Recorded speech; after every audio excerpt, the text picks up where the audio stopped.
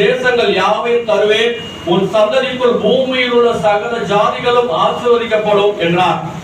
ஈசாக்கு அந்த தேசத்திலே, என்ன தேசத்துல? பஞ்சம் நிரம்பின அந்த தேசத்திலே விதை விதைத்தான்.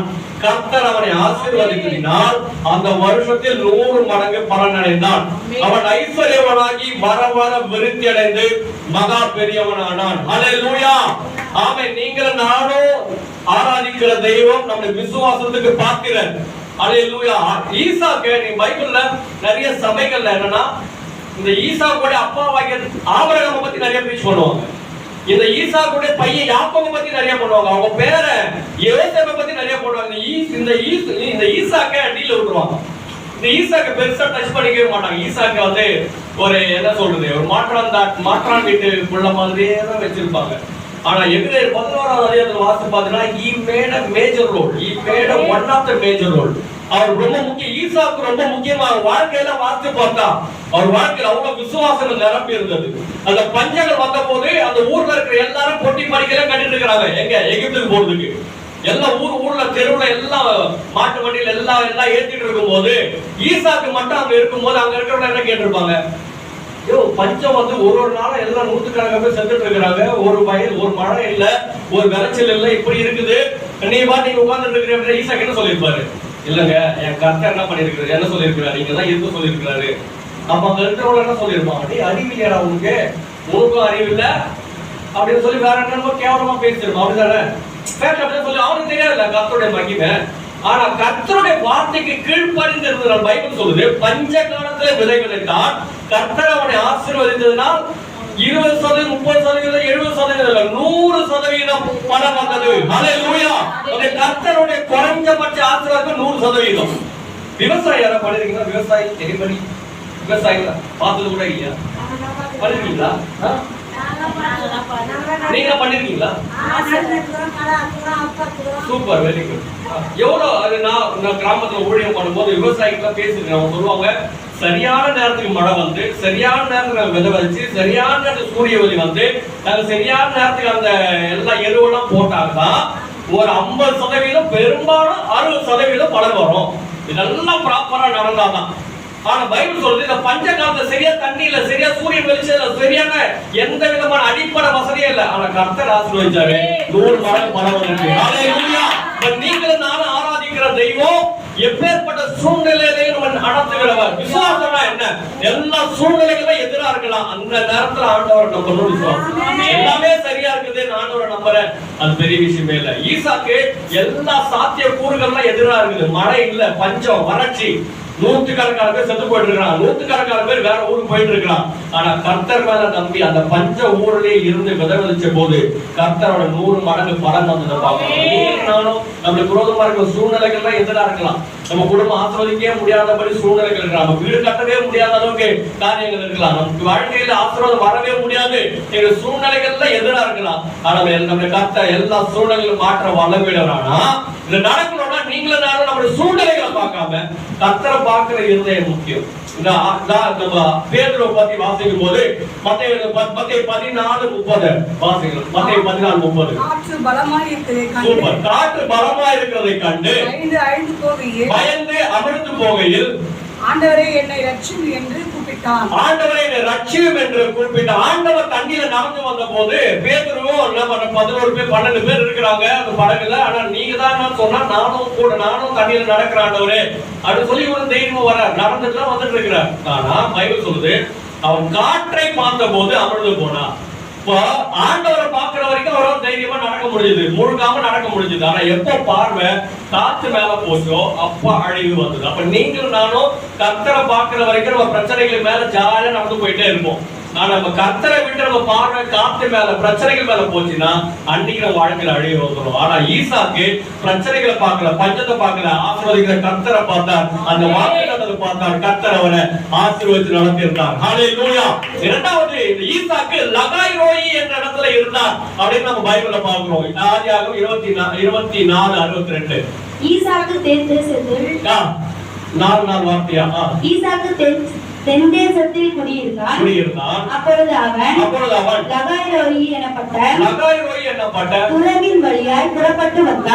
துறவின் வழியாய் புறப்பட்டு வந்தான். லகாய்ரோயினா எல்ரோயின் அர்த்தம். ரெபெக்கா சிஸ்டர் சொல்லாதீங்க. எல்ரோயினா என்ன அர்த்தம்? What is the meaning of Elroy? தமிழே தெரியாது. ஹீப்ரு எபிரேய மொழி. எல்ரோயின் அன்பு கூறல் ஒரு பாட்டு பாடுவோமா? அது முதல்ல ஒரு சரணம் வருமா? என்ன சரணம் வரும்? எல்ரோயி எல்ரோயி, அப்புறம் என்ன கொடுப்பேன்? அன்பு கூறுவேன். அதுக்கப்புறம் எல்ரோயி எல்ரோயினா என்னை காண்பவரே. நான் ஒரு எபிரேய கிளாஸ் ஒரு 2 வாரம் போனா அவனோட பேசுறத பார்த்துட்டு எப்பா பெரிய கூடா போட்டு ஃபீஸை கட்டிட்டு வந்துட்டேன். இது வேலை நான் படிச்சுக்கிறேன், தனியா படிச்சுக்கிறேன். நல்ல வேலை எபிரேய கிளாஸ் எல்லாம் போன, பைபிள் காலேஜ் முடிச்சுட்டு. இப்ப எல்ரோயினா எனக்கு காண்கிற வரையன்னு அர்த்தம். ஈசாக்கு கர்த்தர் தன்னை பார்க்கிற இடத்துல இருந்தார். விசுவாசிக்கிறவர்கள் கர்த்தர் பார்க்கிற இடத்துல இருப்பாங்க. ஹல்லேலூயா. ஆண்டவர் பார்க்கிற இடம் ஆசீர்வாதமான, பாதுகாப்பான. ஏதாவது பிரச்சனை வருதுன்னா அவர் பார்க்கிறாருன்னா உடனே ப்ரொடெக்ட் பண்ணுவார். கரெக்டா, நல்லது. ஆனா அதே அளவுக்கு டேஞ்சரா இருக்குது. எதுவும் என்ன பண்ண முடியாது, தப்பு பண்ண முடியாது. நீங்க ஸ்கூல்ல எல்லாம் பாத்தீங்களா, நாங்கெல்லாம் லாஸ்ட் பெஞ்சில் உட்காருவோம்.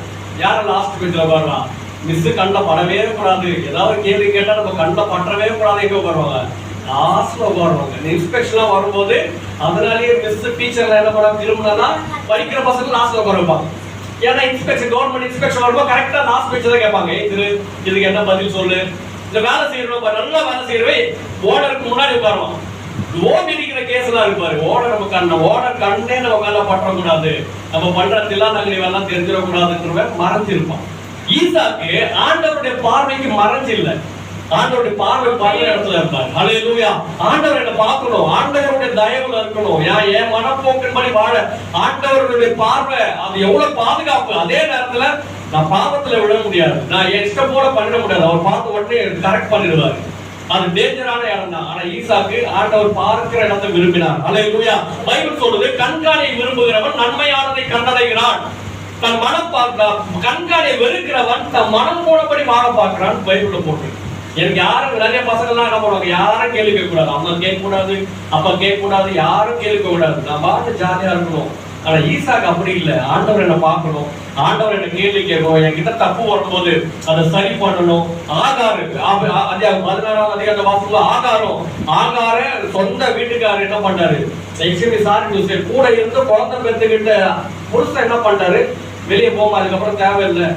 அந்த அவங்க வீட்டுக்காரோட முதல் மனைவியும் தள்ளி விட்டாங்க. ஐயோ, இந்த பொம்பளையா இருந்தாலும் நம்ம வீட்டுக்கார ஆம்பளை பேர் வாங்கினாரு, இந்த பொம்பளையா இருந்தாலும் நம்ம குடும்பத்துல ஆசீர்வாதம் வந்துச்சு. அந்த நன்றியெல்லாம் இல்லாம ஒரு பொம்பளை ரோட்ல விட்டாங்க அந்த ஆகார. ஆனா காண வேண்டிய புருஷன் உறவினர்கள்லாம் பார்க்காத போது காணக்கூடாத தெய்வம் அந்த அம்மாவை பார்த்தார். ஹல்லேலூயா. அந்த அம்மா சொன்னாங்க, என்னை காண்கிற தெய்வத்தை நானும் கண்டேன் என்று சொல்லி. அப்ப அவருடைய பார்வை இருந்துச்சுன்னா அது நமக்கு ஆசீர்வாதம். கடைசியா 3ஆவதா இந்த ஈசாக்குக்குள்ள ஆண்டோட வேதத்தை தியானிக்கிற ஒரு வாழ்க்கை. ஆதியாகமம் 24:63 வாசிங்க கடைசியா. ஈசாக்கு சாயங்கால வேளையிலே தியானம் பண்ணும் வெளியிலே போயிருந்து தன் கண்களை ஏறெடுத்து பார்த்தபோது ஒட்டகங்கள் வர கண்டான். சாயங்காலத்துல எங்க போயிருந்தாரு, தியானம் பண்ண போயிருந்தார். சாயங்காலத்துல ஆண்டவருடைய வசனத்தை தியானம் பண்ண போயிருந்தார். இந்த ஆதியாகம டைம்ல பைபிள் கிடையாது.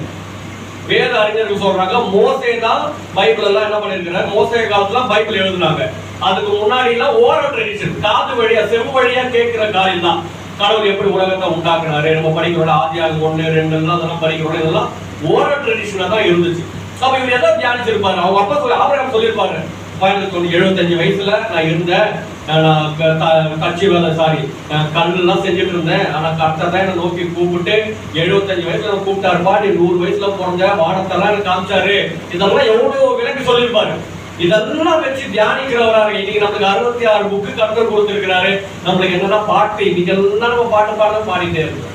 வசனம்னா அப்பதான் தண்ணி தாகம் வருது, அப்பதான் செல்போன் ஏதாவது மிஸ் கால் இருக்குதா, ஏதாவது மெசேஜ் இருக்குதா, SMS இருக்குதா, வசனத்தை நம்மளுக்கு என்னெல்லாம் தெரியல. ஈசாக்கை கர்த்தர் ஆசீர்வாதத்துக்கு ரொம்ப முக்கியமான காரியம், அவர் ஆண்டவருடைய வசனத்தை தியானிக்கிறவரா, ஆண்டவரை தியானிக்கிறவரா இருந்தார். அவர் போய் ஜெபம் பண்ணிட்டு இருந்தாரு பைபிள் இல்ல, அவர் போய் ஆண்டவர் துதிச்சு பாடிட்டு இருந்தாரு போடல, அதெல்லாம் நடந்திருக்கும், பண்ணிருப்பாரு.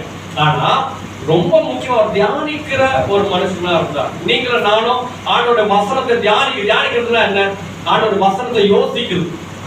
சங்கீதம் 1 சங்கீதம் சொல்லுது, துன்மார்க்குடைய ஆலோசனை இல்லாமலும் பாவியுடைய வழி இல்லாமலும் பரியாசக்கார உட்காராமலும் கர்த்தருடைய வேதத்தில் பிரியமாயிருந்து இரவும் பகலும் அவருடைய வேதத்தில் தியானமா இருக்கிற மனுஷன். வேதத்தை வாசிக்கிற மனுஷன், கேட்கிற மனுஷன் போடல, தியானமா இருக்கிற மனுஷன். நீங்க என்னைக்காவது பஸ்ல போகும்போது, பைக்ல போகும்போது, என்னைக்காவது கடைக்கு போகும்போது ஆண்டோட வசனத்தை நினைச்சு பாக்குறீங்க, இந்த வசனம் இப்படி இருக்குது, சர்ச்சைகள் சொல்லிருக்கிறாங்களே, நம்ம படிக்கும்போது படிச்சிருக்கோம், டிவில ஆண்டோட வசனத்தை கேட்கும் போது வசனம் எப்படி இருக்குது, ஏன் எப்படி இருக்குது, என்னைக்கா யோசிச்சிருக்கிறோமா? ஈசாக்கு அந்த வசனத்தை தியானிக்கிறவரா இருந்தார்.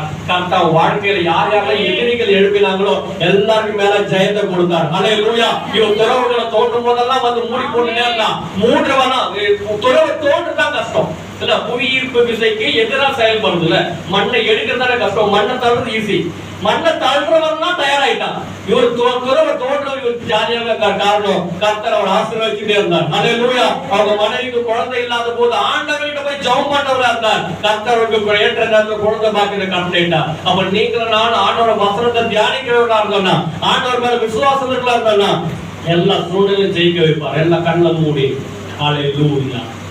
எல்லா கண்ணில மூடி. முதல் காரியம், நம்ம சூழ்நிலைக்கு விசுவாசம் என்ன? நம்ம சூழ்நிலை தவறான எல்லா பாதிப்பான சூழ்நிலைகளை பார்க்காம நம்மளை ஆசீர்வதிக்கிற வாக்குத்தத்தம் கொடுத்து அந்த தேவன் மேல சார்ந்து இருப்பது.